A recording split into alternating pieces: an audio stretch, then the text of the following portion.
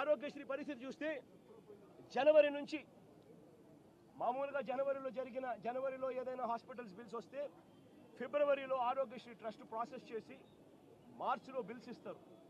మార్చి 16న code వచ్చింది. ఇక అంతే, జనవరి నుంచి ఇప్పటిదాకా 2000 కోట్లు పైచిలుకు దాటాయి Aarogyasri network bill, hospitals bill. ఇంతవరకు ఇచ్చిన పాపాన పోల. ఆరోగ్య ఆసరా అటకెక్కిచ్చేశారు.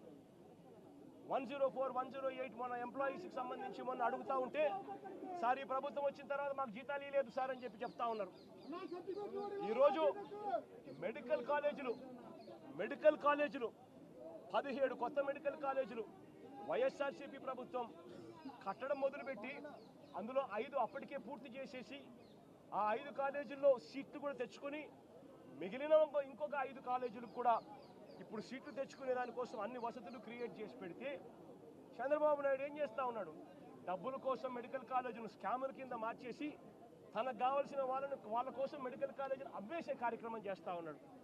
0 వేకెన్సీ పాలసీ తీసుకొచ్చి ప్రతి మెడికల్ కాలేజీలోనూ ప్రతి గవర్నమెంట్ హాస్పిటల్లోనూ ఉండాల్సిన డాక్టర్లు ఉండేట్టుగా, ఉండాల్సిన నర్సులు ఉండేట్టుగా 0 వేకెన్సీ పాలసీ మేము తీసుకొని వస్తే ఈరోజు మళ్ళీ హాస్పిటళ్లలో మందుల కొరత, హాస్పిటళ్లలో నాడు నేడు ఆగిపోయింది, హాస్పిటళ్లలో డాక్టర్ల కొరత, హాస్పిటళ్లలో నర్సుల కొరత, ఆరోగ్యశ్రీ బిల్లులు ఇచ్చే కార్యక్రమం లేదు.